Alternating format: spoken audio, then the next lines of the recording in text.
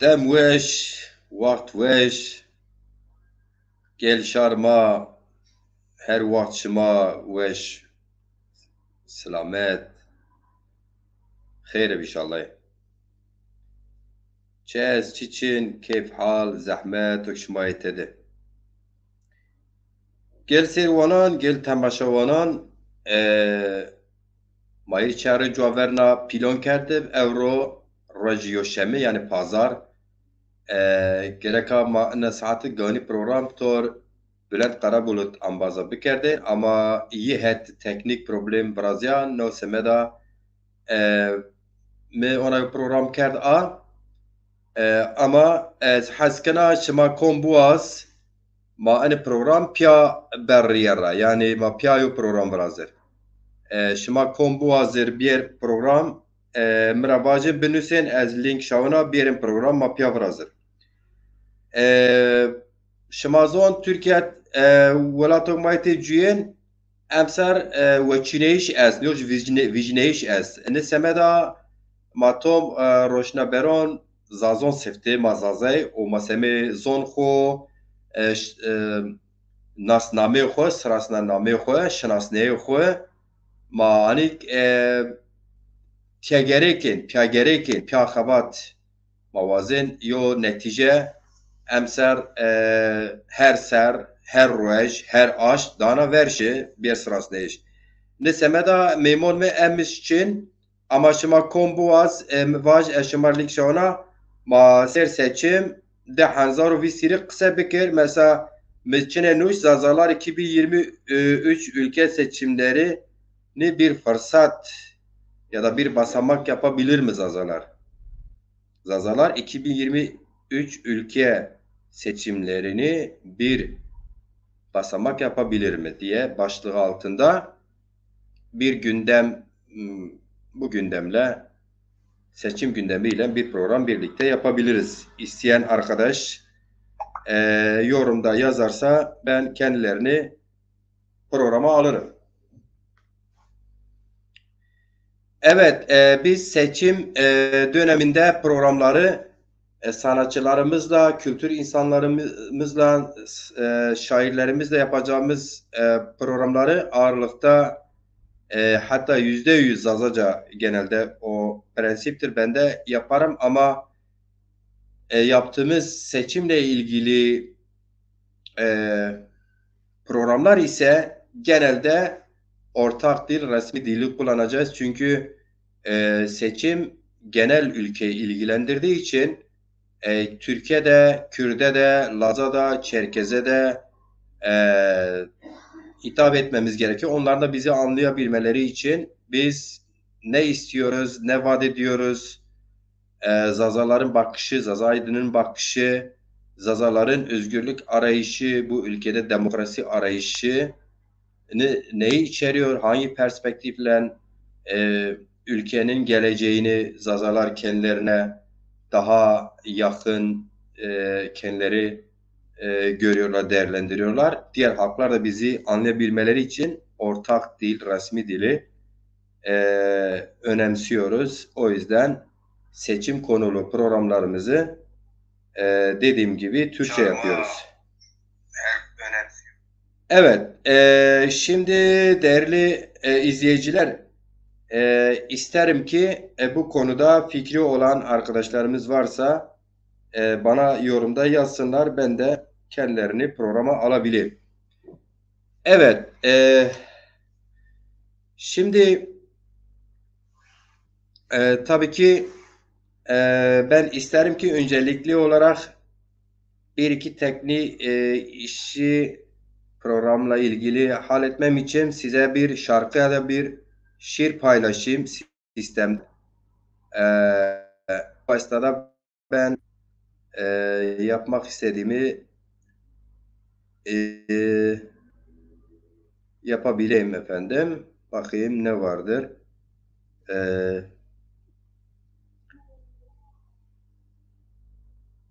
Burada bir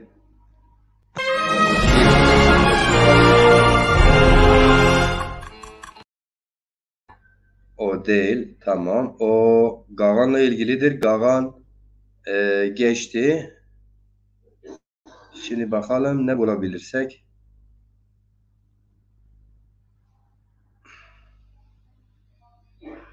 Evet, evet, evet, evet, evet. Neyse ben ekrana bir şarkı getiriyorum. Ezbiyatı yerin ahı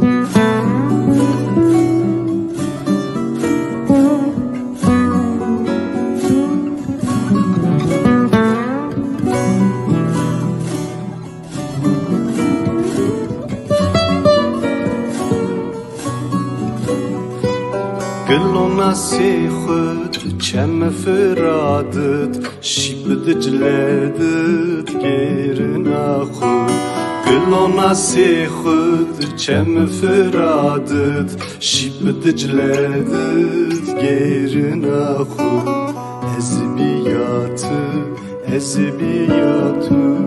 ezbiyatı gerin ahı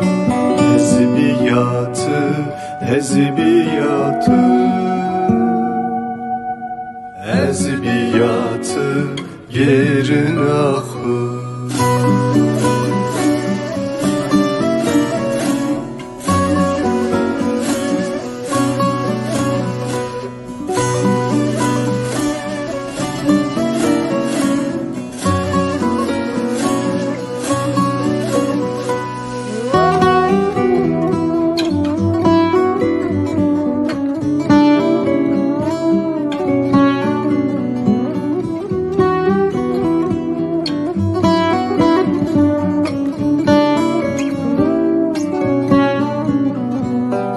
حتون مخدي اسكوتا اري اي وحدهن بس ما جيري حتون مخدي اسكوتا اري اي وحدهن بس ما جيري اي وحدهن بس ما جيري ezbiyatı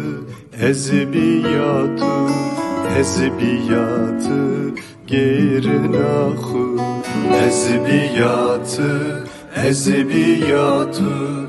ezbiyatı gerin ahı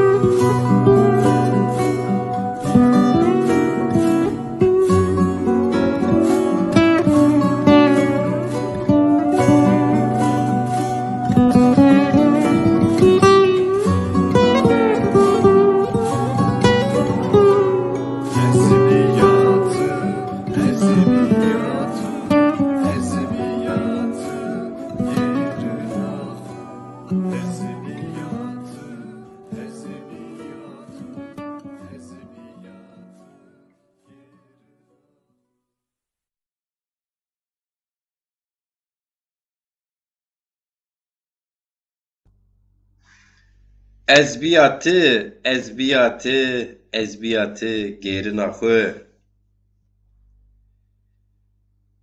ard dersimid kuçon sarconid kuyon çoligid gerin ahı ezbiyatı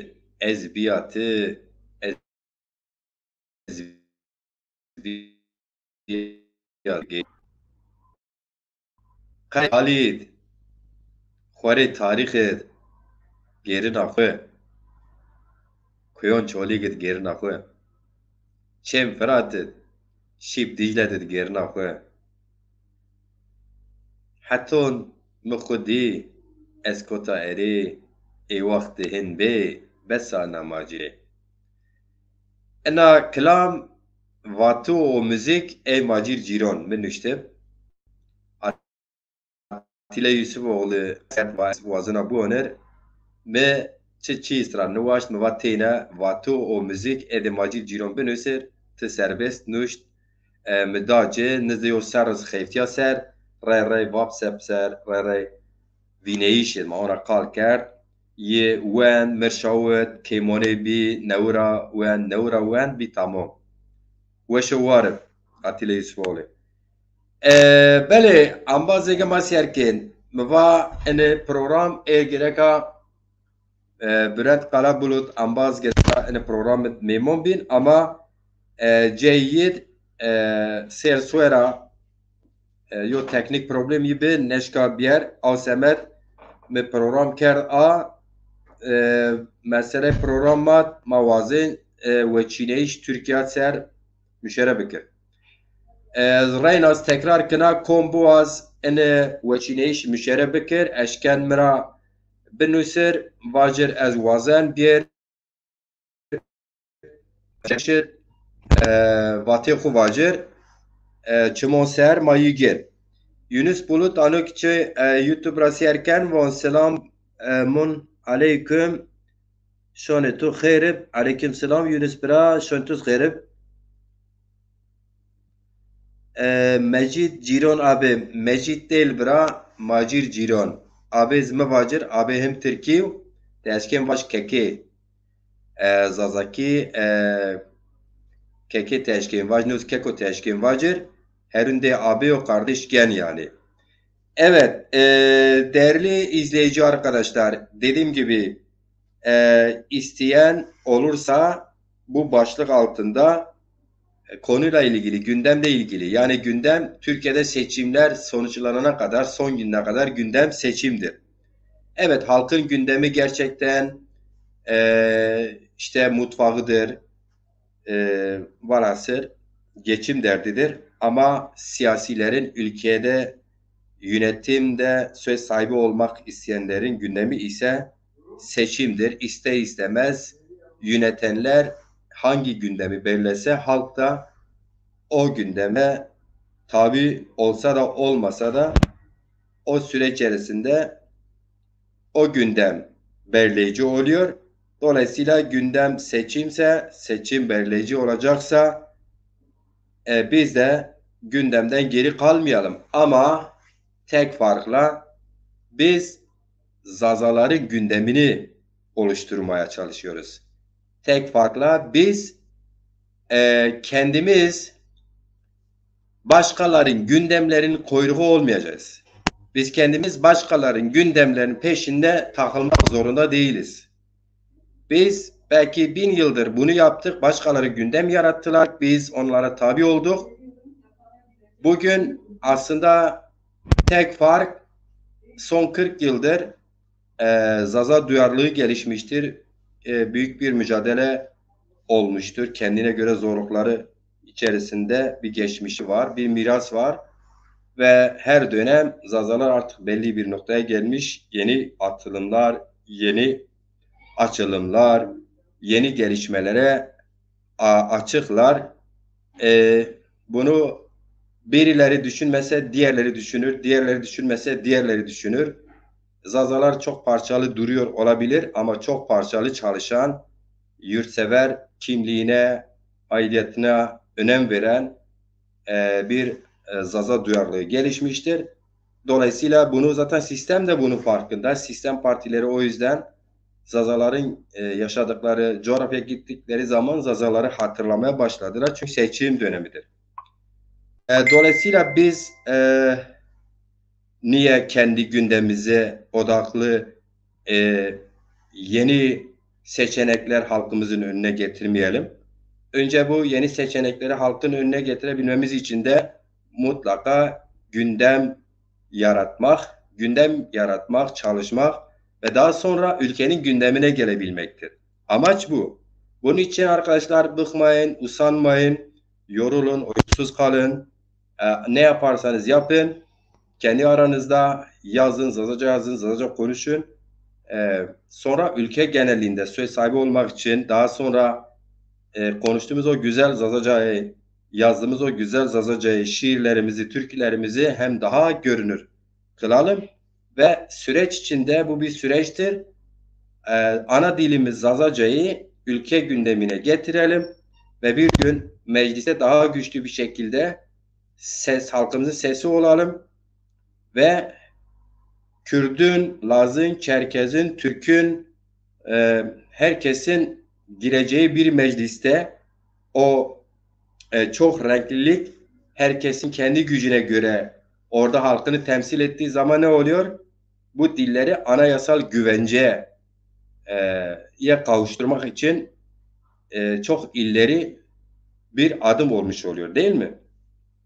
Dolayısıyla buna ulaşmak için, bu hedeflere ulaşmak için bugünlerdeki fırsatları, içinde bulunduğumuz dönemin gelişmelerini hakim olmakla mümkündür.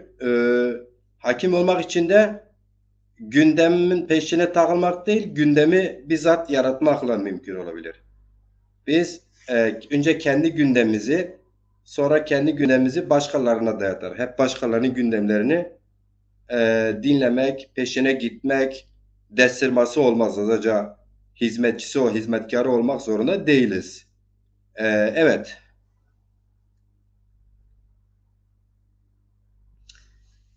Beli. Şimdi bilmiyorum. Ben şimdi bakarım yorumlara. Bu konuda tabii ki yorum yazanlar, görüş bildirmek isteyenler olursa onların yorumlarını da alır, okurum, ekrana getiririm. YouTube'dan yazarsanız mesela şöyle Yunus Bulut arkadaşın yazdığı gibi ekrana getirme şansım var. Onun dışında cepten takip ettiğim için gündeme ilişkin yorumlar olursa tabii ki okuyabilirim de düşüncelerinizi. Elden geldiği kadarıyla okurum. Şimdi ben cepten izlediğim için yorumlarınızı okuma şansım daha rahattır. Ama direkt cepten canlı yayın yaptığın zaman okuma şansın düşüyor. Çünkü katılımcıların geldiği noktada ekran beyazlaşıyor. Yazılar anlaşılmıyor. Ama bu sistemden yazılar daha rahat okuyabilirim efendim. Bir bakayım katılımcılarımızda kim var? Hacı Özçelik var, hoş gelmiş. İsmail Baytemur var, hoş gelmişsiniz. Nevzat Kılıç arkadaş var. Hoş gelmişsiniz. Nevzat diyor ki ne diyor? Şaşıma veşbo İsmail Baytemur var. Hayır amir. Nevzat Kılıçman biraz gayretle binahol. Tamam. Ramazan Yıldız Hoca izliyor bizi. Şaşıma veşbo, şöyle veşbo. Hayır amir. Nevzat Kılıç diyor gerçekten herkes az da olsa biraz elini taşın altına koymalı. Evet. Zaza Pires hocam gelmiş, hoş gelmişler. Evet. Mahmut Çıkaray gelmiş, hoş gelmiş. Yavuz Tasalı gelmiş, hoş gelmişler efendim. Evet. Bu arada beni izleyenlerin, şu an programı izleyen birçoğunda benim telefonum var. Link gönderebilirim. İsteyen katılabilir. Seçim gündemli bir programı daha yapalım. Sık sık bu seçim döneminde icabında sizleri rahatsız ederiz. İnşallah büyük sürprizlerle bu yayınlarımız faydalı olur. Halkımızın önüne bir seçenek, bir Zaza Cumhurbaşkanı adayı seçeneği de inşallah çıkar. Ben biliyorum bu programları izleyen çok duyarlı Zaza aydınları, şairleri, siyasetçileri vardır. Yayınlardan sonra çoğu zaman bunun tepkilerini Üzel'den alıyoruz. Üzel yazanlar var, arayanlar oluyor. Gerçekten bir umut olarak bu yayınlar bazı şeylere de vesile oluyor. Ben eminim ki eğer ki düzgün çalışılırsa, el ele verirsek, istekli olursak, inançlı olursak, dirayetli olursak, uzun ve kısa vadeli Zaza halkının çıkarlarını öne alan bir yaklaşıma sahip olursak 100.000 ıslah imza ile bir Zaza kökenli siyasetçiyi Yüksek Seçim Kurulu'na dilekçesini, aday adaylığını verebiliriz. Niye olmasın? Her şey olabilir. Çok umutluyuz. Gerçekten dedim ya, günlük aldığımız özelden tepkiler falan, bunların hepsinin iyiye işarettir. Bunu söyleyebilirim şimdilik. Evet. Gavonzaza tıkırame, çimoserame, Cihan Cankat tıkırame, sarı çimoserame, Cumali Karaman, şoytuz khayrib tıkırame, sarı çimoser. En telefon benim nevinu Yavuz Tasalı etya çiyo. Telefon meman nugret. Hakikaten yani telefon haj esta en telefon nu etya bilgisayara ازا یوتیوب سر پروگرام کنا تابی میشود ان جوب تیسه میشود اجازه توان که تلفن اگه پی تلفن بکشه تنبه نفینین اکران لیلین ver. İnşallah ağız sabır ma es ağız yoruj yeneceği koy. Beli.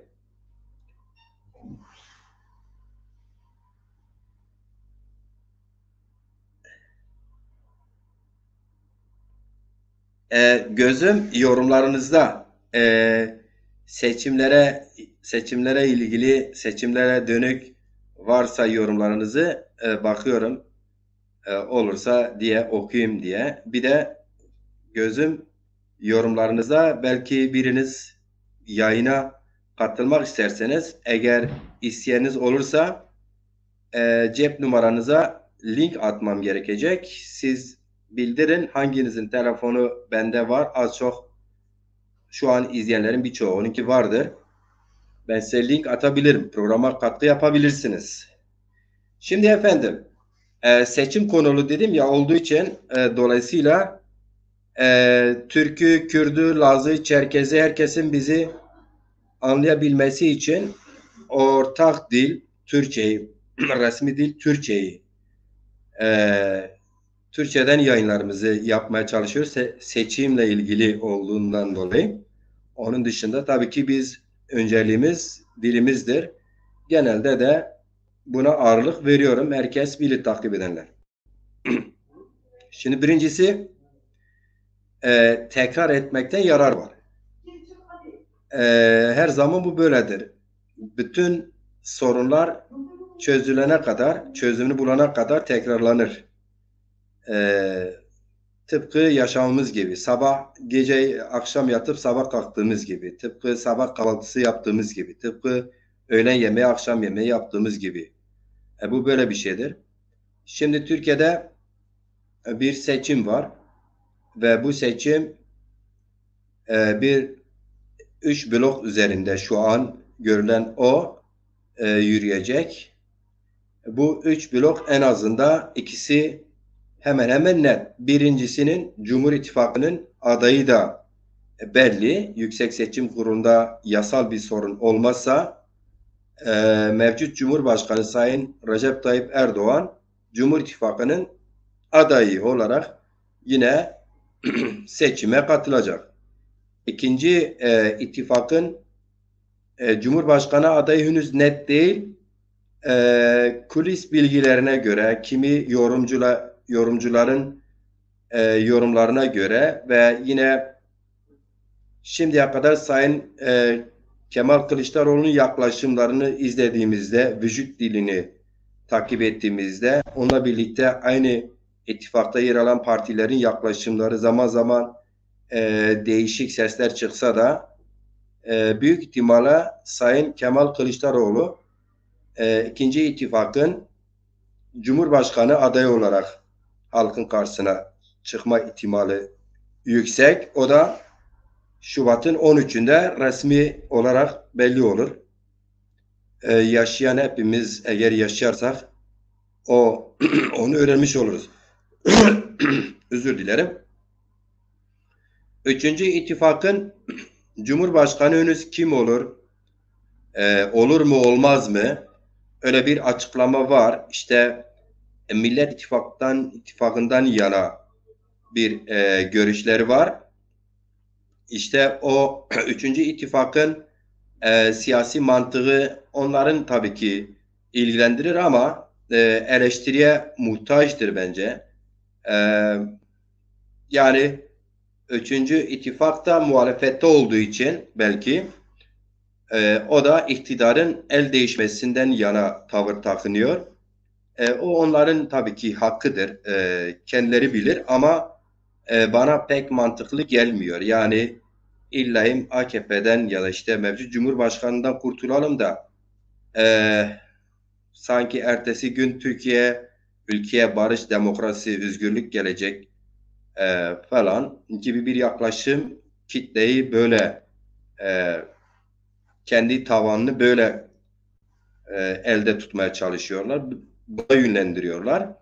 O yüzden onların da adayı belli değil. Yani biz aday çıkarırız falan açıklamalarına karşın aday belirlemediler. Büyük ihtimalle Millet İttifakı'ndan gelebilecek ya da bizim görmediğimiz, tahmin ediyorum ki görüşmeler vardır. Basına kapalı görüşmeler var. Belli bir neticeye varmadığı için bu görüşmeler Üçüncü Yol İttifakı yani HDP'nin öncülüğünü çektiği ittifakın adayı da belli değildir. Yani mevcut durumda şunu diyebiliriz adaylarla ilgili. Sayın Cumhurbaşkanı Recep Tayyip Erdoğan Cumhurbaşkanı adayı olarak resmileşmese de nettir. Yani o ittifakın Cumhurbaşkanı adayı Recep Tayyip Erdoğan'dır. Ama HDP'de büyük ihtimalle Üçüncü Yol İttifakı eğer ki Altılı Masa artık ismini de değiştirdi. Millet İttifakı'nı yaptı. Zaten öyle ortaya çıkmıştı. Daha sonra Ahmet Davutoğlu eski Dışişleri Bakanı ve Başbakan, eski Maliye Bakanı ve Dışişleri Bakanı Avrupa Birliği müzakerelerden sorumlu görevini yerine getirdi. Maliye ve benzeri görevlerde bulunan Ali Babacan, onlar parlamenter sisteme gidilirse biz de bu ittifakta varız diye o perspektiften katıldılar. Ama bu son toplantıda Millet İttifakı'na onlar da dahil oldu, resmileşti. Millet İttifakı adayı eğer ki bana öyle geliyor ki Sayın Kemal Kılıçdaroğlu olursa HDP belki birinci turda bile aday çıkartmayabilir. Çünkü Sayın Kemal Kılıçdaroğlu İyi Parti pek içine sindiremedikleri bir adaydı. Öyle bir tartışmalar zaten yansıyordu kamuoyuna. İkincisi diğer birleşenler yani Cumhur İttifakı'nın değil de Millet İttifakı'nın yani CHP'nin öncülük ettiği ittifakının birleşenlerin oyları Sayın Kemal Kılıçdaroğlu'na geleceği garantisi yoktur. Misal şöyle bir örnek vereyim. Üçüncü Yol İttifakı yani HDP geçen yerel seçimlerde olduğu gibi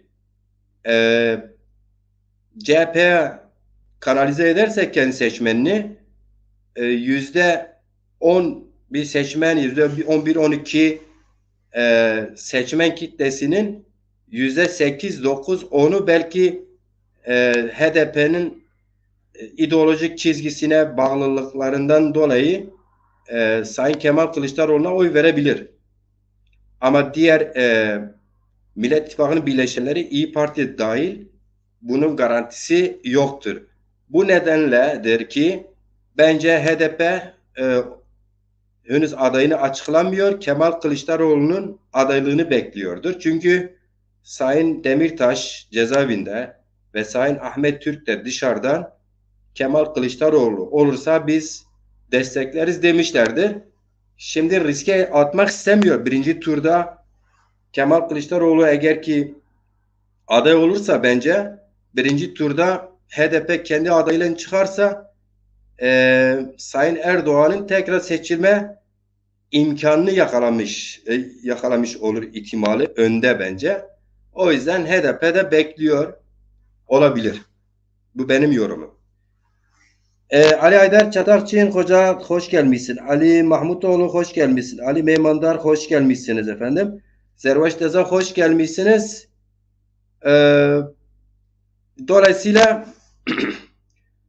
Bu üç ittifak da Zazaları muhatap almıyor. Zazaları sahada, yani Zaza coğrafyasında Zaza kardeşlerim Sayın Meral Akşener geçen Diyarbakır ve Urfa kongrelerinde dile getirdiği gibi Zaza kardeşlerim diyor falan, ama bu seçime dönüktür. Yani hiçbir blokun herhangi bir partisinde biz iktidara gelirsek Zaza halkının dil ve kültür e, faaliyetlerini, çalışmalarını ülke genelinde ve yerelde özgür alanlara, halka, kamuoyuna açık yerlerde faaliyetinin önünü açarız.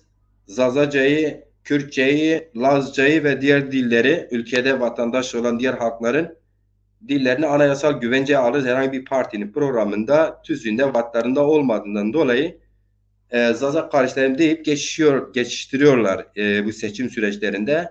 Yerel seçimlerde de öyle. Ama tabii ki biz bu nedenle bir Zaza alternatifini yaratma peşindeyiz. Bu programları biraz da o yüzden, o sebeple ihtiyaç var yapmaya. Şimdi mümkün müdür? Bence mümkündür. Önce inanmak lazım. Tabii ki bunun içinde 100.000 imza toplamak lazım. Ve şu an Zazaların dernekleri var, federasyon var, kanat önderleri var, Zazaların siyasi partisi var. Bunların ortak bir noktada bulaşacakları ortak bir cumhurbaşkanı adayı için 100.000 imza toplayabilirler. Yani bu zor değildir. 6 milyon bir Zaza yaşıyor bu ülkede tahminen. Ve kaldı ki Zaza Cumhurbaşkanı adayı Türkiye Cumhurbaşkanı adayıdır. Diğer siyasi partilerin, ittifakların adayı gibi. Zaza kökenli ama Türkiye'nin geleceğinin demokrasiden geçtiğine inanan bir aday olacak. Zaza, Kürt, Türk ve diğer halklara eşit mesafede olacak bir profilde olacak. Olacağı için seçilirse Türkiye'nin geleceği demokrasiden geçtiğini, kendi yaklaşımını, Zaza yaklaşımını ortaya koyacağı için Türk halkından da diğer halklardan da imza rahatlıkla toplayabiliriz. Dolayısıyla iyi organize olursak kolektif bir yaklaşım ile, iyi bir komiteleşmeyle, iyi bir Zaza platformuyla bu işe koyulursak hep birlikte sanırım 101 imza toplamak mümkündür. Sanırım böyle bir heyecanı gören aydınlarımız, siyasilerimiz de birden fazla belki aday ortaya çıkabilir. Evet. Bakalım, İsmail Baytal bir yorum yapmış. Onu bir okuyayım. Yorum. Demek ki bir arkadaşımız hayalden bahsetmiş. O da İsmail Baytemur ne demiş? Hacı Özçelik, hayal kurmak insani bir özelliktir. Her şey ve hatta insanlık, medeniyet hayali ile başlar. Evet, bu cevaptır. Konumuzla ilgili değil. Ali Meymandar sanırım konumuzla ilgili bir yorumu vardır. 100.000 imza toplanabilirsek önümüzdeki her seçimde Zazalar dikkate alınacaktır. Taleplerine karşı kimse sağır ve dilsiz kalmayacaktır ya da. Evet, okuyabildiysem ne mutlu. Sayın Ali Meymandar, isterseniz siz müsaitseniz eğer daha böyle programa katkı yapmak için izleyicilerimizi daha güzel anlaşılır bir üslupla bu bahsettiklerinizi programa katılarak da, spontane de olsa katılarak da görüşlerinizi bildirebilirsiniz efendim. Ali Haydar Çatalçı'nın hocam siz de keza isterseniz link atabilirim. İsmail Baytemur isterseniz link atarım. Herhangi biriniz yani e, yeter ki bende kayıtta telefonu olsun. Nevzat Kılıç isterseniz link atarım. Ramazan Yıldız hocam isterseniz link atarım. Bende telefonu olanlar. Sabri Pamukçu sanırım eğer yanlış değilsem telefonunuz bende olmalı. İsterseniz link atarım. Ömer Faruk Kaya hoş gelmişsiniz. Tabii ki telefonu yoktur bende. Yorumlarınızı ancak okuyabilirim. Evet. Ne dedik? 2023 ülke genel seçimlerini ve Cumhurbaşkanı parlamento seçimini konuşuyoruz. Mevcut 3 ittifaktan hariç bağımsız bir Cumhurbaşkanı adayı Zaza aidatını, Zaza dilini ve kültürünü, özgürlüğünü, geleceğini merak eden değil, geleceği için nefes alıp veren bir aday ortaya çıkarabiliriz.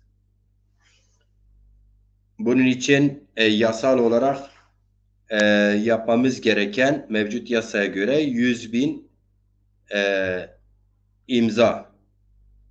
Şimdi bazı arkadaşlar şunu düşünebilir arkadaşlar. 100.000 imza toplayabilir miyiz? Şimdi biz akşam yatarken başımızı yastığımıza koyarken sabahleyin kesin uyanırız diye bir garantisi var mı? Kimse bunu garanti edebilir mi? Edemez. Dolayısıyla biz yatarız ki sabah sağ mı kalkarız, hasta mı kalkarız yoksa hiç mi kalkmayız? Onu ancak bizim sağlığımız belirler. Ee, Şimdi 100.000 imza toplamak da keza benzeri olarak belki bilmiyorum. Daha iyi ifade etmek isteyen arkadaşlar gelebilir. Şimdi biz önce yola koyulmamız lazım değil mi? Önce biz bu programlarla özelden arayan, biz arıyoruz konuştuğumuz insanlarımız. Bu mümkündür diyenlerin sayısı çok fazla. Çok çok fazla. Biz şimdi halkın içindeyiz. Halk da buna hazır. Yani şimdi mesela bir örnek vereyim.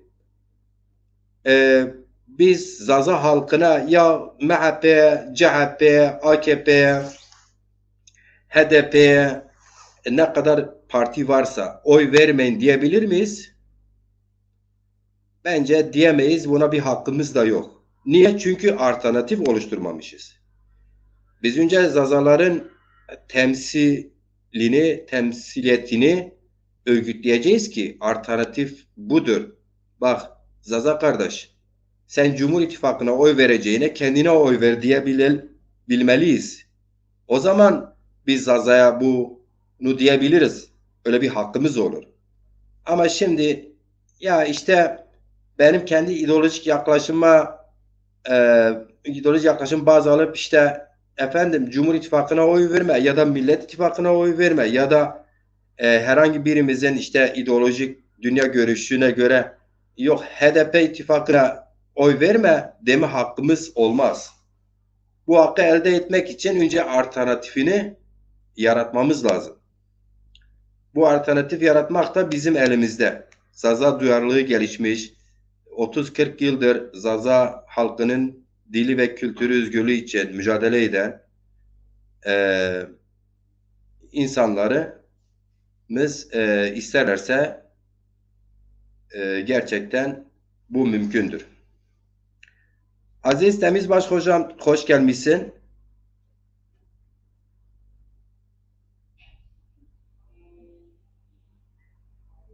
Ali Mahmudoğlu Vongello diğer şarkı gelen serk yo mavon ma Peru pia eziyet vinin.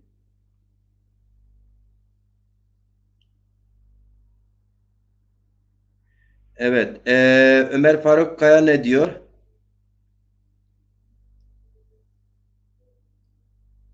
Evet, Ömer Faruk Kaya diyor ki bence bekleyin.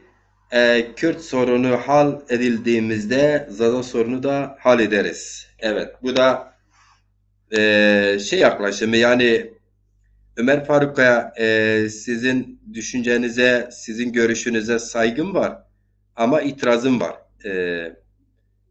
Şöyle yani mesela bu biraz şeye benziyor. Hani aynı kefe koyduğum için sakın anlama. Sayın Erdoğan Bingöl'e gidip Zaza kardeşim ya da Diyarbakır'a gittik Kürt kardeşim Zaza kardeşim hatırladığı gibi geldi bana. Ya da Meral Akşener'in Kürt kardeşim Zaza kardeşim dediği gibi bana geliyor. Şimdi biz bir dönem biliyorsunuz Milli Selamet bizim bölgede güçlüydü. Benim çocukluk yıllarımda. O zaman da bu Kürt, Zaza benzeri sorunlar vardı. Hatta kimisi ümmet anlayışıyla yaklaşırdı. Ümmet sorunları vardı. O zaman Allah rahmet etsin Sayın Erbakan diyordu ki önce milli görüş iktidar olacak. Daha sonra Zaza'nın, Kürt'ün, şuyun buyunun, Arap'ın bu ülkede yaşayan herkesin hakları verilecek diyordu. İktidar olduğunu da gördük. Öyle bırakalım bir şey vermeyi. O yıllara kadar uyalanan halkımız o tarihlere kadar nelerini kaybettiğini hepimiz biliyoruz yani. Nelerini kaybetti? Sayın Erbakan siyasete girdiği dönemlerde Zazalar %100 kendi dilini hem sokakta hem evde hem mahallede konuşuyorlarken, hikayeler anlatırlarken bizim çocukluk yıllarımızda biz Vistonek, hikaye falan Zazaca anlatırdık hep. Çünkü Türkçe bilmiyorduk. Ama onun iktidar olduğu yıllar hangi yıllara denk geliyor biliyorsunuz. O döneme kadar biz kendi dilimizi neredeyse artık kendi evimizde bile konuşmama dönemini yaşadığımız döneme denk geliyor. Dolayısıyla Ömer Faruk Kaya bu da aynısı. Biz bekleyeceğiz. 200 küsür yıldır Kürtler mücadele edecek. Ondan sonra demokratik bir ülke kuracaklar. Sonra Zazaların hak ve hukukunu verecekler. Bunlar e, inandırıcı değildir. Şimdi HDP mesela Ömer Faruk az çok birbirimizi tanıyoruz. HDP bir kere Zazaları bir halk olarak, ayrı bir halk olarak, dilini de müstakil bir dil olarak kabul etmiyor ki.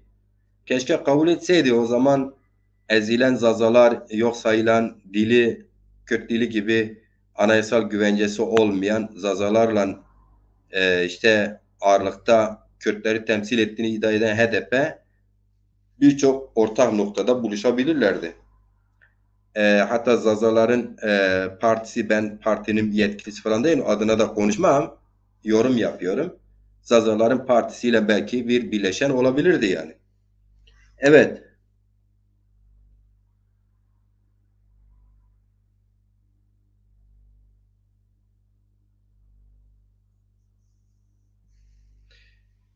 Şöyle tüzbaşı Aziz Temizbaş hocam.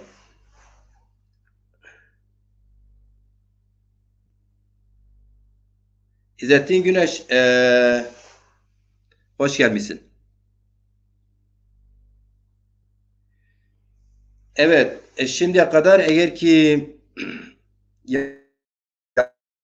yanlış da eğer görmesem bana bilirsiniz, yazı tekrar edebilirsiniz.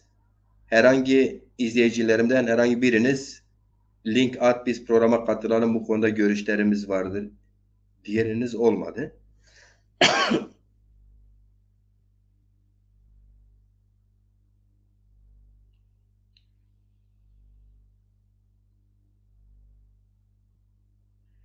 Mehmet Budan Cemal hoş gelmişsin Deza. Hoş gelmişsiniz. Evet. Arkadaşlar bizi takip etmeye devam edin. Dediğim gibi biz şuna inanıyoruz. Zazalar mutlaka bir çıkış yapmalılar. Zazalar şimdiye kadar önemli çıkışlarda bulundular.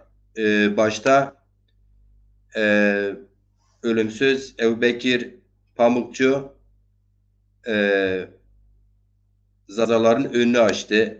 Zaza dili müstakil bir dildir. Zaza milleti müstakil bir millettir dedi ve bu yola başladı.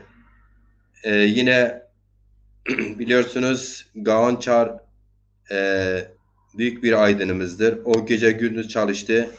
Zaza milletine hizmet etti son nefesine kadar. Faruk Erenler var ve niceleri var. Yaşayanlarımız var. Üniversitelerde aktif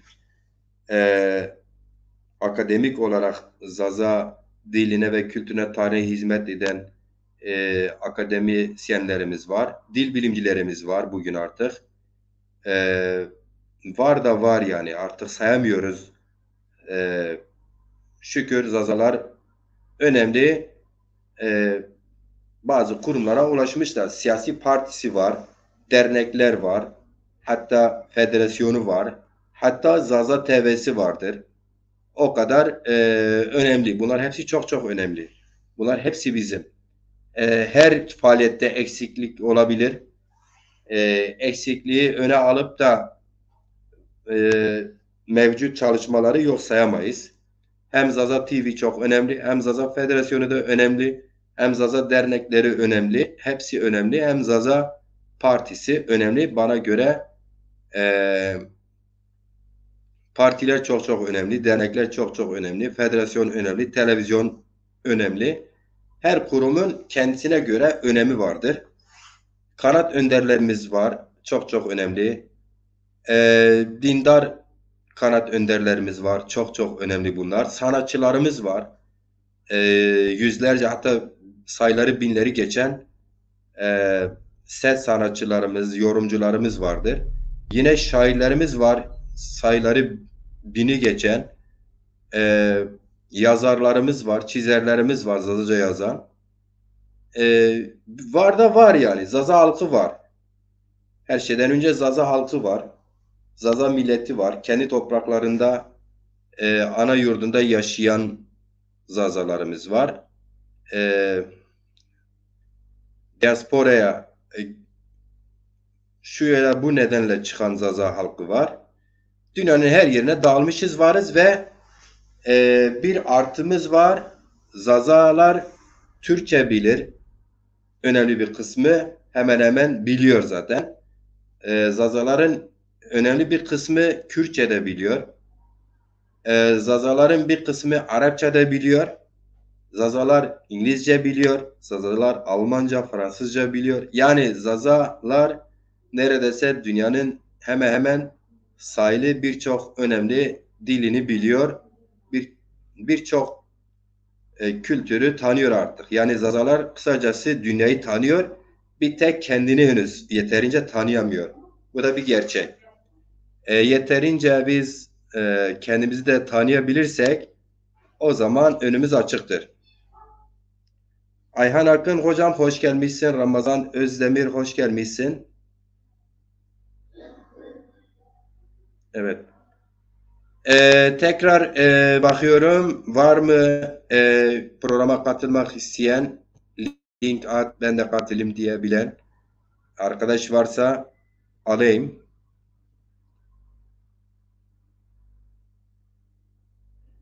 Ali Zazaoğlu ne diyor? Ma Zazay Zazona Zazaki. Tamam sen. Şimdi Ayhan Akın ne diyor? Ma bi khair bazı kadirgranu. Ma bi khair tıkhir ame. Ömer Faruk bir yorum yapmış. Erdoğan Hüdapar Cumhurbaşkanı davet etmiş. Dezapar'dan daha çoktur. Bence her an sizi de bu teklif gelebilir. Evet, evet, evet. Ömer Faruk Kaya, ne diyorsunuz? Diyorsunuz ki Erdoğan yani Sayın Cumhurbaşkanı kastederek söylüyorsunuz. Yani biz mesela Ömer Faruk Kaya Erdoğan Türkiye halkının %50 küsür oyla seçilmiş Cumhurbaşkanıdır. Sanırım Cumhurbaşkanı Erdoğan derseniz hem anlaşılır, daha iyi olur diye düşünüyorum. Cumhurbaşkanı Erdoğan'ı kastederek evet, Hüdapar herhalde diyor. Hüdapar'ı Cumhur İttifakı'na davet etmiş. Dezapar'ın oyu Hüdapar'dan daha çoktur. Bence bir an sizi de teklif gelebilir. Şimdi Sayın Faruk, siyasettir bu. Misal diyelim ki HDP bileşenleri Dezapar'la görüşmek istese Dezapar'la red mi edecek? Red etmez. Diyelim ki Millet İttifakı Dezapar'ı görüşmeye davet etse ya da kendileri randevu isteseler Dezapar'a, Dezapar hayır mı diyecek Millet İttifakı'na? Demez. Keza Cumhur İttifakı Dezapar'ı muhatap alsa, Hüdapar'ı çağırdığı gibi Sayın Cumhurbaşkanı, Sayın Dilaver Eren'i makamına çağırırsa, davet ise, görüşse kötü olmaz ki. Şimdi biliyorsunuz daha geçenlerde AKP ile HDP'ler de görüştü. Geçmişte de görüştüler, birlikte birçok iş de yaptılar. Bu yanlış bir şey değil ki. Siz işte Hüdapar'la Dezap hangi anlamda değerlendiniz? Tabii ki onu bilmiyorum ama bu yorumunuza böyle bir cevabımız var efendim. Elbette herhangi bir ittifak, derdimiz zaten o ya, örgütlenmektir, muhatap yaratmaktır, muhatap olabilmektir halkımız adına. Tabii ki ben Dezapar adına konuşamam. Ben Dezapar'ın ne üyesiyim ne de görevlisiyim ama gönlümdeki parti tabii ki Dezapar'dır. Çünkü niye? E, Zaza aidiyatı için mücadele ediyor. Zaza dili ve kültürü için mücadele ediyor. Bunu herhangi başka Dezapar'ın daha fazla parti olsa belki o zaman ideolojik yaklaşırdım. Derdim ha şu parti de Zaza dili ve kültürü geleceği için çalışıyor. Dünya görüşüme daha yakındır. Belki farklı bir partili olabilirdim ama ideolojik bakmıyoruz. Biz Zazalar meseleye ideolojik bakmıyoruz. O perspektifle bakmıyoruz. Biz Zazalar perspektifimiz dilimizdir. Ortağımız dilimizdir. Geleceğimiz de dilimizdir. Bir insanı tanıyabilmek için önce onun dilini, konuştuğu dile bakarız. Dünyanın her yerine böyledir. Eğer bir kişiyle karşılaştığın zaman İngilizce konuşuyorsa demek ki İngiliz biriyle konuşuyordur. Eğer dili kendisi de İngilizse zaten konuştuğu dili aittir o kişi İngilizdir. Ya da işte İngilizce konuşan diğer dünya ülkelerindeki herhangi bir ülkenin vatandaşıdır.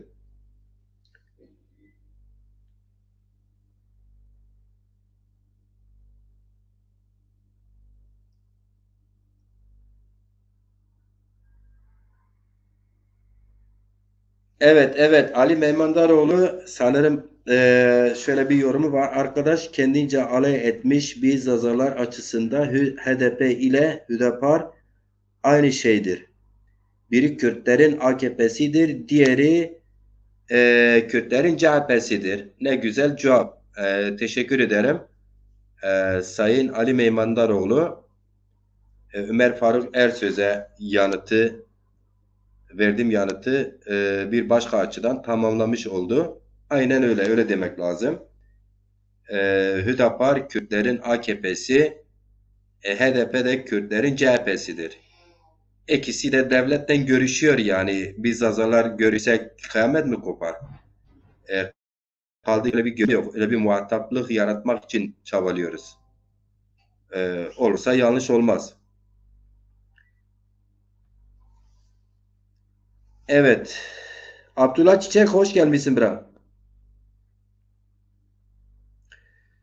Tamamdır arkadaşlar. Ben gördüğüm kadarıyla sizlerden kimse programa katılma isteği bildirmediğine göre sanırım programın da konuğu bugün teknik nedenlerden dolayı gelemediğinden dolayı da programı buradan tadından bırakalım diye düşünüyorum. Siz ne diyorsunuz? Halen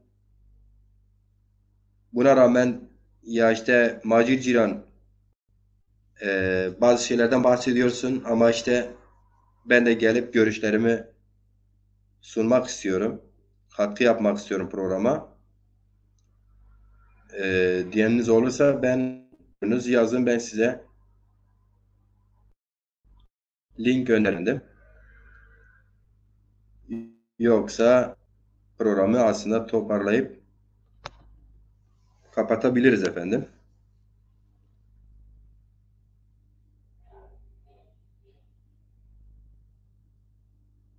İsmail Baytemur diyor ki programa katılmak isterdim. Hafta sonudur, müsait değilim, dükkandayım diyor. Evet. Biz önümüzdeki günlerde daha çok program yaparız. Hatta bir planlamaya tabi tutarsak e, Zaza Aydınları, çünkü önce biz Zazaların gündemini yaratmak zorundayız. Zazalar kendi gündemine hakim olduktan sonra ülke gündemine rahatlıkla gelebilirler.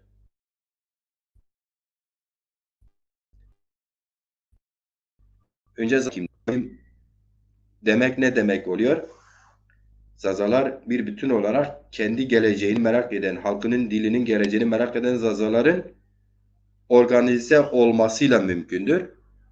Örgütlü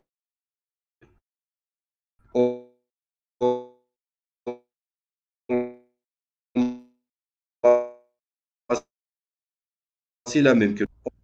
Durmayacaklar, konuşup pratiğe geçirecekleri bir dönem, bir fırsat yaratırsak o zaman başkaları başlar bizim gündemimizi konuşmaya. Mesela biz birçok Zaza Aydın'ı artık şu noktaya geldik. Biz müstakil miyiz, değil miyiz, şunu bunu muhatap olmamaya. O evreyi geçtik. Artık Zaza tarihi falan var mı yok mu? Sasaniler mi, değilimler mi, şu bu falan. O evreyi geçtik. O tartışma dönemini biz geçtik. Belki zaman zaman yine muhataplarımız onu tartışmaya çalışır. Bizi o tartışmaya çekerler. Gerekirse cevap veririz ama biz o defteri kapattık. Bizi Zaza olarak, bizi biz olarak kabul etmeyenlere o gündeme takılıp kalmayacağız. Biz en az bugün bir cumhurbaşkanı adayını imzalar toplayarak e, Yüksek Seçim Kurulu'na verdiğimiz andan itibaren seçim Cumhur İttifakı'nın hem Millet İttifakı'nın hem MHP'nin bileşenlerin birinci gündem maddesi oluruz ve şimdi de öyleyiz aslında. Şimdi öyle olmamış olsaydı Sayın Meral Akşener durup durduğu yerde Diyarbakır'da, Urfa'da Zaza kardeşim demedi. Şimdi de öyleyiz ama sadece ve sadece değiliz. Halkın duyarlılığını e, sistem geçmişte demiyorlardı Kürt kardeşim ama onlar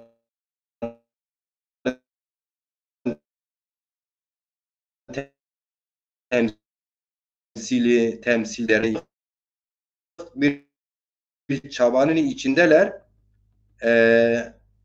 Önden şey yapmaya çalışıyorlar. Onlar da kendi geleceklerini Zazalara dönük plan projelerini yaratmaya çalışıyor. Perspektifini oluşturmaya çalışıyorlar. Şimdi tabii ki Meral Akşener Hanım Zaza kardeşim demesi bir gelişme olarak not alıyoruz tabii. Önemlidir. Yani İyi Partili Zaza'yı görür zaman Zaza kardeşim diyecektir. Bu kötü bir şey değil ki. Evet. Ali Meymandar ne demişti? HDP'li onlarca vekilin bu ülkeyi böldürmeyeceğiz diye açıklamaları var. Aynı açıklamayı bir Zaza yapsa HDP'lilerin faşist işbirlikçi ve ses suçlamalarıyla karşı karşıya kalıyor. Siyaseti biraz da siyaseti biraz da samimi ve dürüst yapalım. Lütfen. Ne güzel. Aynen öyle. Katılıyorum. Kesinlikle. Yani şu an zaten Ömer Faruk Kaya da onu demeye çalıştı. İşte Cumhurbaşkanı Hüdapar'ı çağırdı. Görüştü. Sizin yani Dezapar'ı kastede sizin oylarınız Hüdapar'ınkinden daha fazla. Yarın bir gün sizi de çağırır. Ben de cevabını verdim. Tekrar etmeye gerek yok. Aynen öyle yani. Bizi de Dezaparlı değilim ben. Dezaparlıyım ya şu anlamda sempatizanı olarak. Ruhen öyle. Ama aktif üyesi ya da yöneticisi, görevlisi falan değilim. Onların adına konuşamam. Elbette hoşumuza gider. Cumhurbaşkanı da çağırabilir. Millet İttifakı da çağırabilir. Birleşenler de çağırabilir. Görüşebilirler. Bu iyi olur. İşimiz daha kolay olur. Zerveç Eza ne diyor?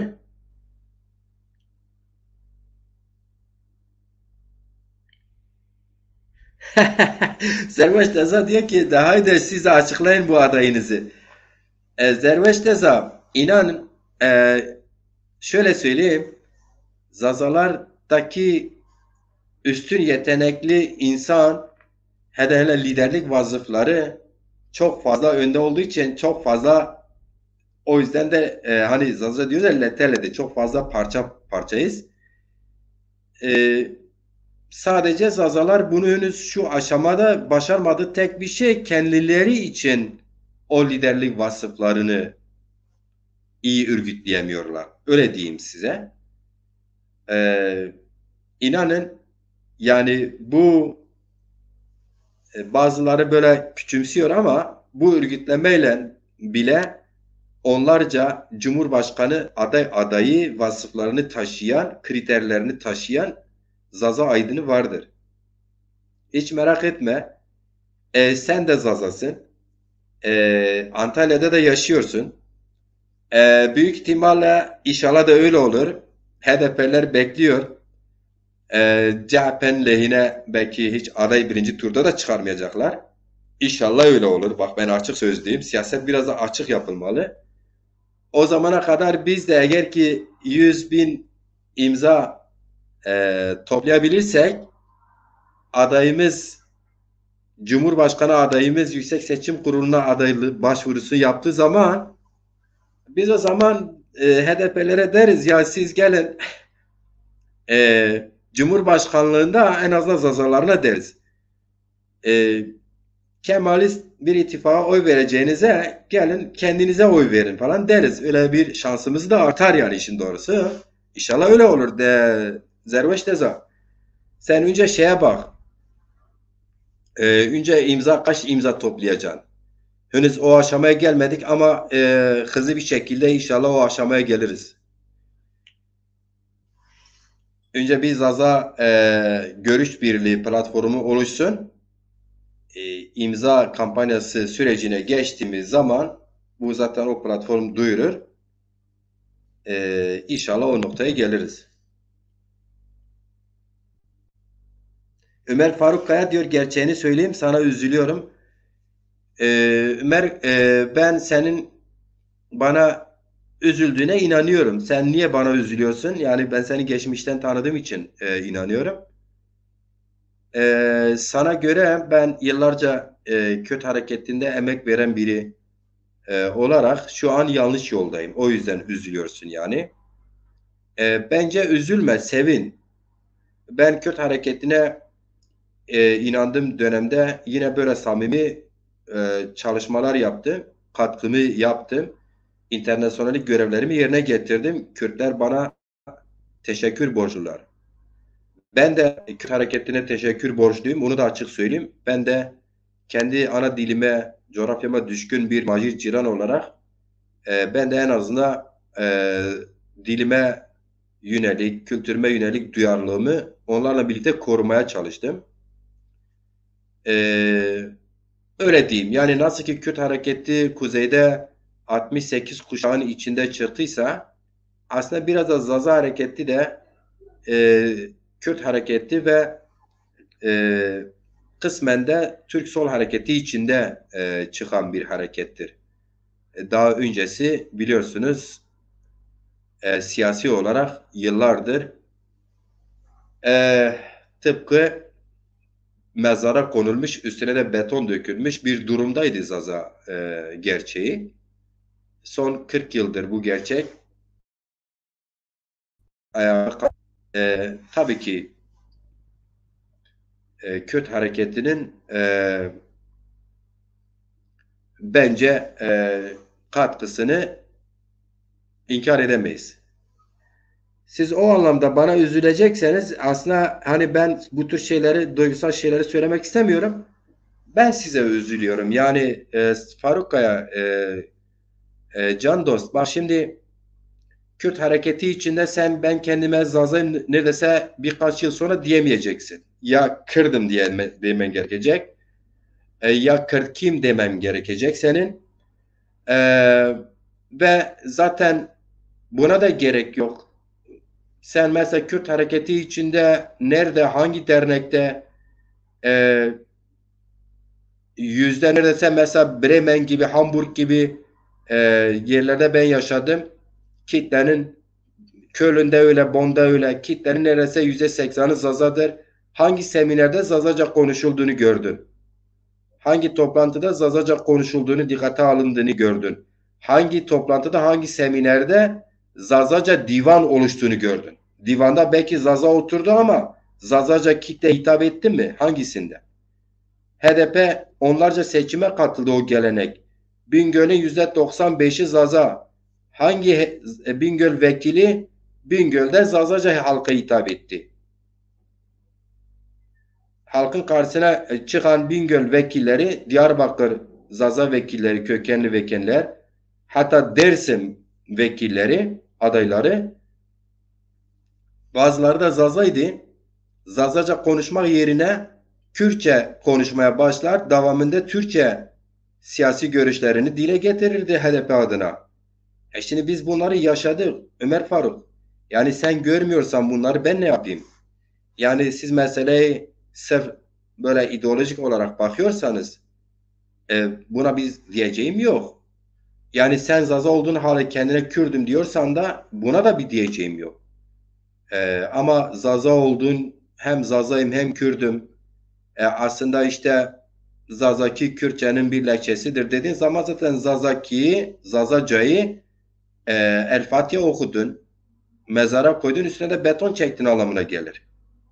Şimdi hangi Kürt lideri Zazaca bilir? Hangisi bana söyler misin?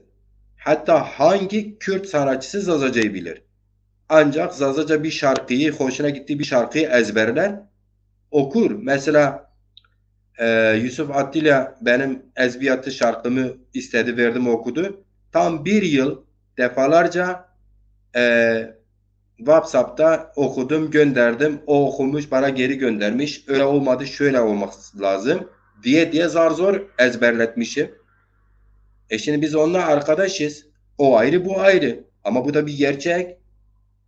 Yani hangisi Zazaca biliyor? Zazaca leçesi ise niye? Mesela Dersim'le Merkez Zaza, Bingöl Palo Zazası birbirinin leçesidir. Hatta işte aksan farklılığıyla birbirini anlıyor %80, %90.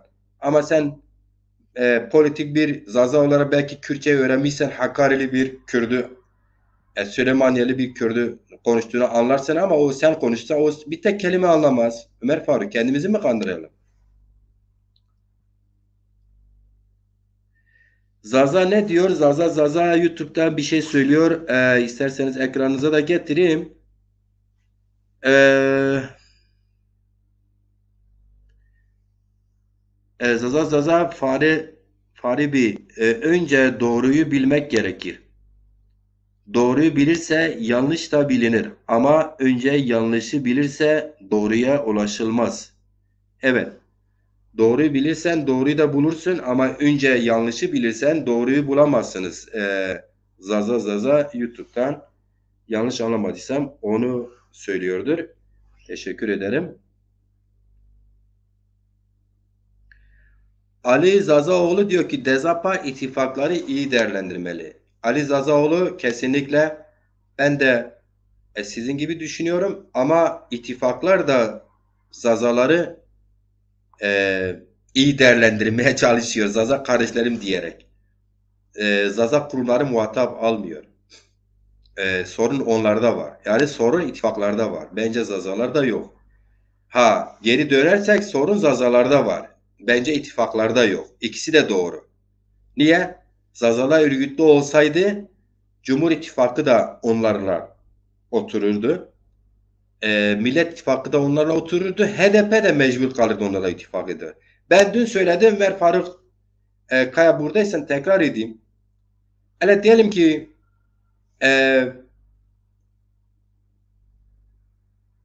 Kuzey Kürt Hareketi Kürt kimliğini kullanıyor bence. Yani Kürtlere dönük samimi de değiller. Çünkü Kürtlerin neredeyse dil, kültür, tarih, işte tarihe mal olmuş aydınlarını falan mesela Ahmet Hani'den tut diğerlerine kadar neredeyse artık posterlerini bile derneklerine şurada burada asmamaya başlıyor.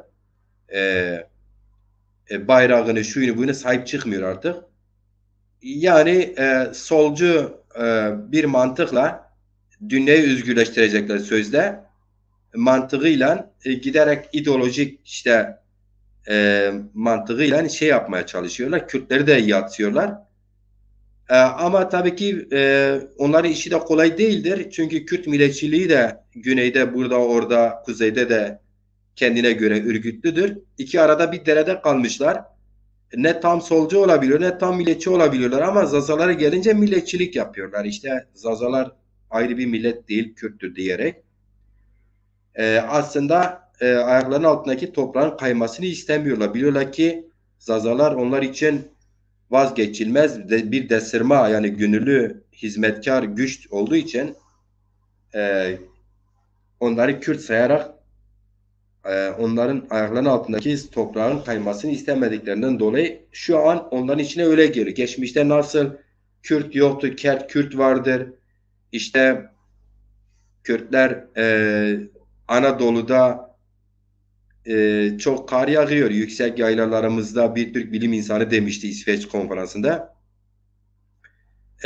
İlkbahara doğru cemreler oluyor. Kar yumuşuyor. İnsanlarımız kar üzerinde yürürlerken yumuşan kar Kürt sesleri çıkarıyor. Kürt de oradan çıkmıştır diye falan denilmişti ya. Şu an Kürtler de Zazalarla ilgili aynı o anlayıştalar. İnkarcı anlayış yani.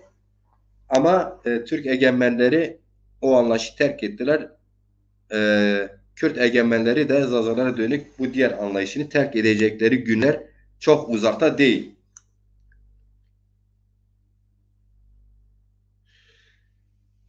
Ayhan Akın ne diyor? Ömer Bey binlerce şehir muhabbeti açılmışken gelen, genellikle de binlerce birlikte şehit verdik diyen Kürtler var peki binlerce ortak şehidimizde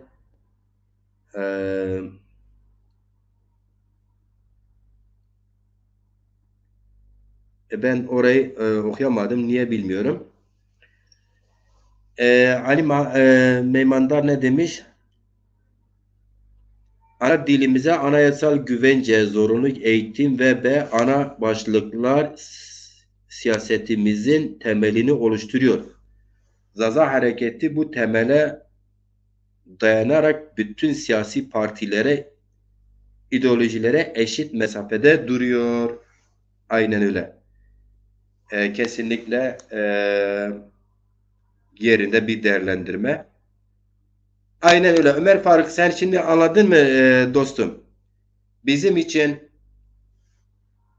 ideolojiden önce dil kültürümüz önemli. Biz onu önceliyoruz.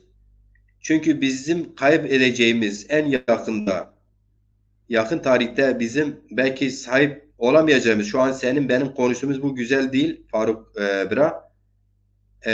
Bizim çocuklarımız artık konuşamıyor. O noktaya geldik. Demek ki bizden sonra eğer ki bir anayasal güvencesini yaratmasak, lehçeyiz mehçeyiz deyip de durursak, Türkiye'de alternatif bir siyaset çizgisi, güçlü bir Zaza temsiliyetini ortaya çıkarmasak, bir kısmı da kendini Türk görür. Önemli bir kısmı da asimile olmuş zaten. Zazalar diye bir şey kalmayacak. Buradan ne kazanan ne Kürt ne Türk olur. Kaybeden ama Zaza olur. Doğru mu? Dolayısıyla öyle ucuz hesapların peşinde dolaşmayalım. Zazalar, Zaza dili ve kültürü yaşasın. Zazalar bu toprakların en eski halkıdır.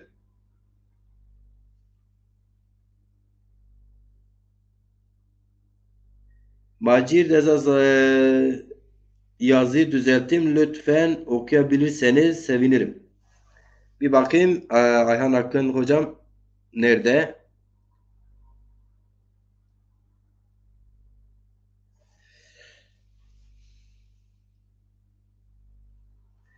Evet evet, kardeş muhabbeti olan yazısı mı efendim? Kardeş muhabbeti bu coğrafyada artık kokuşmuş bir papuçtur. Karşılık, kardeşlik demek eşitlik demektir. Bu yoksa kimsenin kardeşlik muhabbeti zerre inandırıcı olmaz. Örneğin HDP'nin ve diğer tüm Kürt parti Örneğin HDP ve diğer tüm Kürt parti ve kurumların resmi sayfasında, web sayfalarında Zazaca yoktur. Ama ne hikmetse bunu protesto eden bir imza kampanyası görmedik. Evet. Sanırım bu sefer okuyabildim Ayhan Akın hocam. Evet. E, çok çok yerinde bir değerlendirme. Neyse bizim esas gündemimiz seçimdir. Faruk arkadaşı tabii ki e, yorumlarına sorularına cevap verme hepimiz olmaya çalışıyoruz. Gündemimiz biziz. Biz kendi gündemimizi tabii ki dayatmalıyız. Şimdi çok doğru. Bunu defalarca daha önceki yıllarda ben YouTube'a gidip programları izlerseniz görürsünüz. İzleyicilerimiz rahatlıkla görebilir. 100'e yakın Kürt kanalı vardır.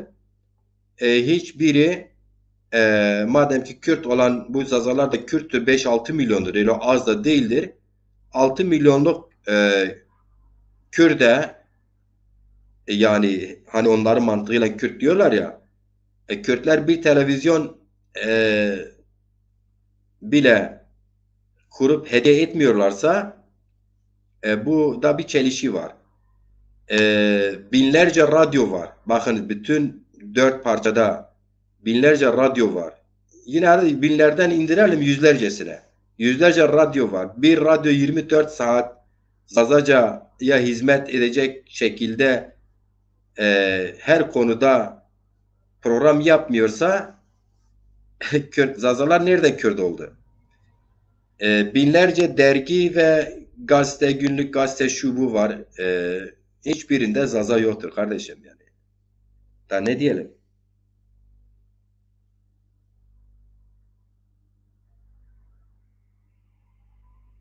Evet. Seçimlere odaklanmak gerekiyor. Sayın Ali Meymander aynen biz de onu yapmaya çalışıyoruz. Şimdi tabii konuk olmayınca soru da soracak bir şey bulamıyorum. E, Daha fazla konuşursam kendimi tekrar etmiş olurum. Çünkü tek gündem madde üzerinde konuşuyoruz. Sizin katkılarınızı, sizin yorumlarınızı okuyorum. Renk atıyor programa. O ayrı tabii ki. Ayhan Hakkı ne demiş? Kürtler Zazalara birlikte mücadele ettik, birlikte öldük diyorlar. Ona bakarsanız Kürtler de Türklerle birlikte mücadele ettiler ve birlikte öldüler. Sonuç ortada. Sanırım mesele mücadelenin sonunda mücadelenin sonunda tarafların kazandıkları haklardır. Evet Sayın Ayhan Akın katılıyoruz. Aynı şey için Zazalar ve diğer halklar Çanakkale'de binlerce kayıp vermiş. Neredeyse Hariç ülke toprağında Kürdün Zaza'nın E, döktüğü kan var, şehadeti vardır ama gelinen aşamada ne Kürt, ne Zaza, ne diğer halklar e, özgürlüğüne, kardeşliğine, kardeşliğin eşitliğine, eşit kardeşliği şansına, imkanlarına sahip olmadı. Ayhan Akın hocanın dediği aynı zaman Kürtlerin işte biz Zazalarla e, birlikte kader birliği yani Zazaları muhatap alarak da deseler bile biz yine haklarımızda erteleyemeyiz. Kimseye saf saf inanacak kadar artık apolitik bir Zaza yok kimsenin karşısında. Biz diyeceğiz ki arkadaşım birlikte mücadele de bu birlikte mücadele ben eşit bir paydaşsam birlikte mücadele. Ee, birlikte mücadelede eşit paydaş değilsem ben niye senin mücadelende birlikte mücadele olsun ki bu? Ben bir şey zazalar özgürdür de e, siz özgür değilseniz gelip internasyonel görevimizi yapacak bir noktada değiliz ki. Biz bize dönük internasyonel katkı yapması gereken diğer egemen hakların insanları katkı vermeleri lazım. Evet.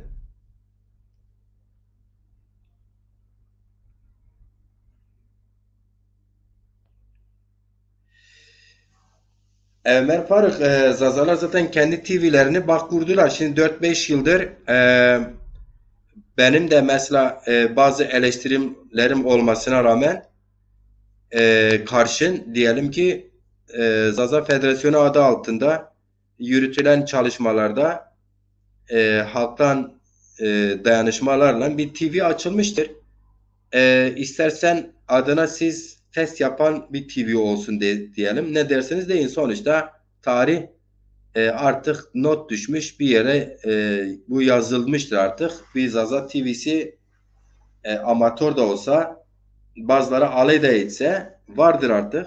İşte bak 4-5 yıllık. Demek ki 40 yıldır Zazalar sırf bu enerjilerini kendileri için harcasalardı. Şimdi 10 tane TV'leri, yüzlerce radyoları olmuştu. Ama biz kastımız şu. Yani 200-250 yıldır Kürt siyasi hareketleri Zazaları kendilerine sahip her cephede yani her alanda kitle faaliyetinden, askeri faaliyetlerinden, diplomasi faaliyetlerinden, liderlik faaliyetlerine kadar mesela kullandıkları Zazalar için bir televizyon, bir radyoyu çok görüyorlar. Vermediler mesela yani. Şimdi mesela ben de işlerindeyken söylüyordum. Diyorlardı ki işte kadro bulamıyoruz. Bu yalandır. Arkadaşım sen dağa kadro buluyorsun, ovaya kadro buluyorsun, HDP'ye partilere kadro buluyorsun da Zaza TV idare edecek, Sekbe idare edecek.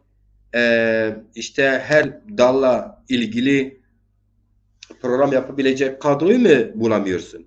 Büyük bir yalan. Bu siyasi bir yaklaşımdı. Ömer Faruk Odur orada ya 20-30 yıldır Avrupa'da ya. Onu alıp daha gençken götürüp eğitseydiniz o kadro ihtiyacını birini onu alsaydınız. Zamanında Macir Cira elinizdeydi ya bir kadroda onu yani bunlar gerçekçi, samimi yaklaşımlar değil Faruk. Ee, sen sırf Avrupa'da, sırf Almanya'sında ha bak sırf Bremen ve Hamburg'da istese bir tane kökenli insanı kadınıyla, kızıyla, delikanlısıyla götürüp eğitip ki Zaza öğretmenleri de vardır. Zazaca ders verenler de var. Hem onlar içinde var hem dışarıda var. Onları eğitip kesinlikle rahatlıkla televizyonlarda bir iki televizyon hatta 10 televizyon idare edecek kadar kadro isteseler de eğitebilirlerdi. Geçelim biz onları.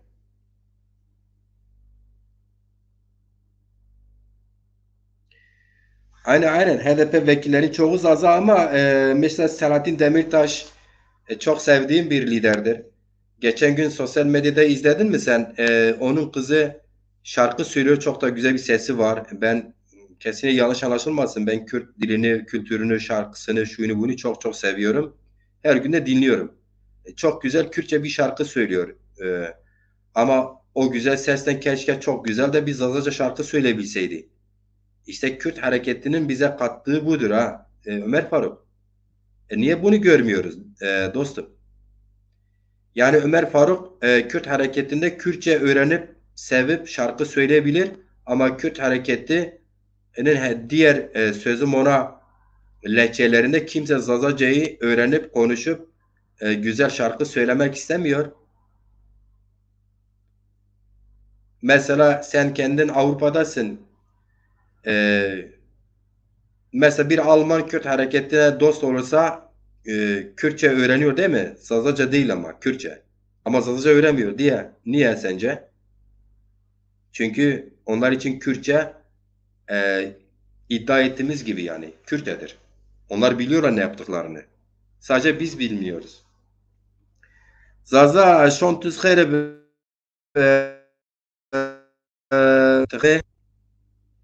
Böyle. Arkadaşlar teşekkür ederim. Karşıt görüş bildirenlerden taraf görüş bildirilene kadar Görsel Sarı Kaş şairlerimizden hoş gelmişsiniz. Hepinize katkınızdan dolayı ederim. Evet, evet. Bu tartışmalara sürüklemek sonuç vermez. Sonuç da verir yani. Biz hepimiz bu tartışmalardan geldik. Tabii ki gündemimizi belirlememesi lazım. İsmail Baytemur diyor. Bence bana göre bu tartışmalara sürüklemek bir sonuç vermez. Evet, hepimiz bu tartışmalardan geldik. Aynen öyle. Mesela ben de geçmişte müstakil bir Zaza olduğumu bilmiyordum. Kürt biliyordum. O yüzden de yıllarca Kürt mücadelesine yer aldım. Zerre kadar da pişman değilim. Az önce ifade ettim zaten. Şimdi Zazalar bir arayış içinde, Ömer Faruk da bir arayışta. Şimdi tabii ki Zazaların epey aileleri Kürt hareketinde kendilerine göre bir değerleri var. İşte hani işte dedim ya az önce dağa, ovaya, burada, orada aileden giden insanlar var. O birçok insanın kafası karışık. Herkes Macir Ciran olmayabiliyor. Mesela ben ilk şiir kitabımı yazana kadar Kürt hareketindeydim. Ya işte ben nasıl olsa yıllarım burada geçti. Şiir kitabı da yazmışım. Şiirlerimin bazılarında işte Kürtlük var, Kürdistani var falan geçiyor. E, işte bunun hatırına, işte geçmişimin hatırına, şunu bunu hatırına, yakınlarımın değer yaratan yakın saygılarım vardır. Onların hatıra şey yapmadım. Ben inandığımı yaparım. E, Ne zaman ki Zaza müstakilime yıllarca araştırma, inceleme, Zaza yurtsever aydınların da katkılarıyla, bilim insanların katkılarıyla tabii ki ne zaman ki inandım, ondan sonra da geçmişime sünger çekmedim ama e, artık Zaza oldum, müstakil olduğumu, müstakil bir dille sahip olduğumu, bir millete sahip olduğumu, tarihim olduğunu falan fark ettikten sonra halkım için, dilim için çalışıyorum. Aslında duran, yanlış olan ben değilim. Devam ediyorum mücadeleye.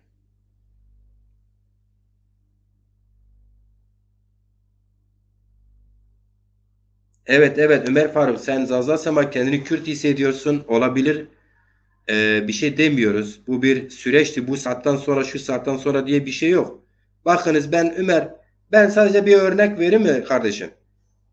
Çanakkale'ye Bingöllü, Elazığlı, Palolu, Dersimli, şulu bulu, Zaza ya da işte Diyarbakırlı, Hakkari'li, oralı buralı Kürt anne İzmir'e çocuğunu gönderirken ülkenin geleceği kurtuluşu için gönderdi değil mi?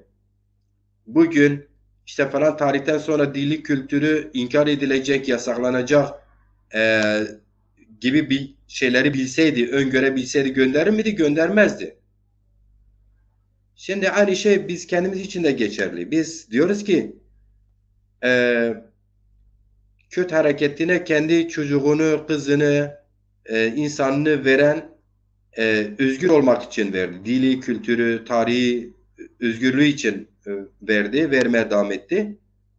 Ama Kürtler henüz bir iki parçada biraz özgür oldular. Hiçbir yerde Zaza geçerliği yoktur.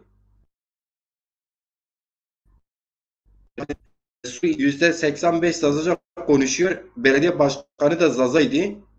Ne belediyenin kapılarında ne tabelasında Zaza yazmadılar. Kürtçe yazdılar. Az önce Ayhan Akın hocam yazdı. HDP'nin web sitesine git. Kürtçe var ama Zazaca yok. Türkçe var ama Zazaca yok. Yani dolayısıyla biz onu geçtik. Yani sana değer veriyorum. Bu ayrı bir mesele ama Zazalar o defteri kapattı. Biz ona karşı mücadele ediyoruz. Saygılar herkese. Ben programı kapattım. Teşekkür ederim. Şimdiye kadar bizi izleyen, katkı veren, yorumlarıyla katılım sağlayan arkadaşlara teşekkür ediyorum. Her vakit şaşıp selamet.